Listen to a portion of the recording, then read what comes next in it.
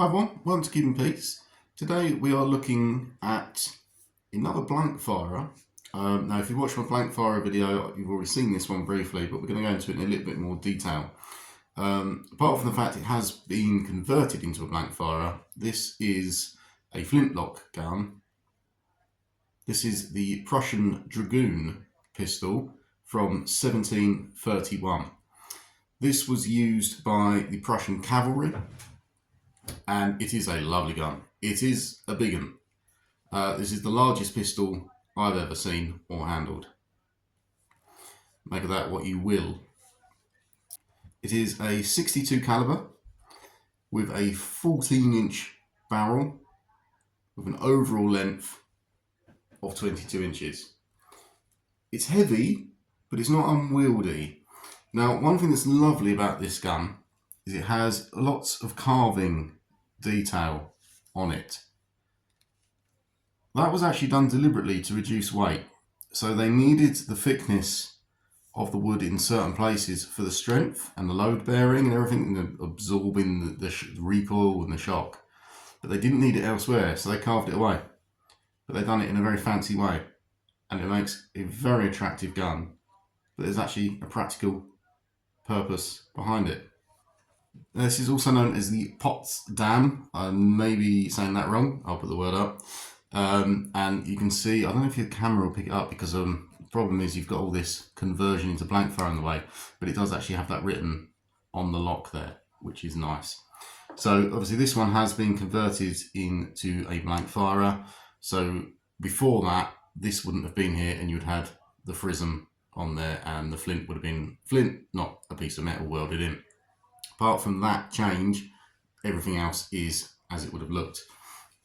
This one has a nice engraving on it, actually. I'm not entirely sure what that means, but someone's done that. They don't come like this.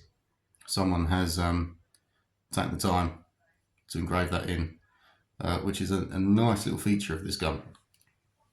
So this was such a successful gun.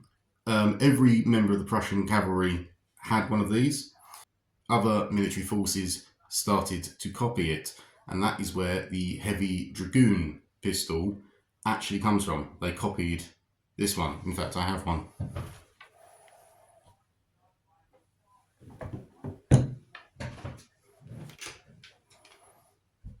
Here it is. So you can see it's slightly shorter. You've still got the nice carving on it, nowhere near as exquisite as this one.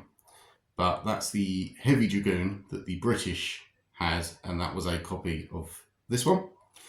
And from the heavy Dragoon, the long sea service was copied. So this is the grandfather, then you have the heavy Dragoon, and then the sea service, and then the sea service was then shortened to a 9-inch sea service.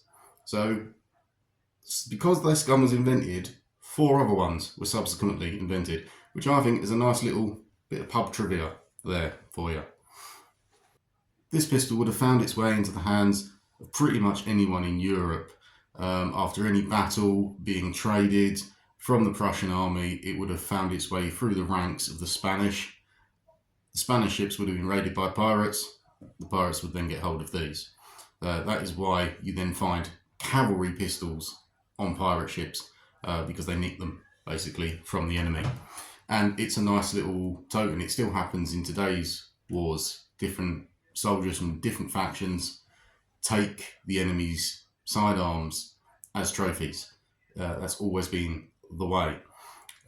So these do pop up in the Americas, Caribbean, everywhere that sort of pirates and the Spanish went, and that is why. So that is the Prussian Dragoon flintlock, although in this case it's blank firer. For the reasons on blank firers, please watch my other video on blank firers. But yeah, lovely gun.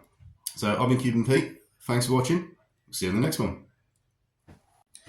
If you've enjoyed this video and the other videos on the channel, give us a like, give me a subscribe. Really appreciate it. It helps me grow the channel, helps me get more interesting things to show you guys, and we can all learn together what it was to be a 17th century pirate.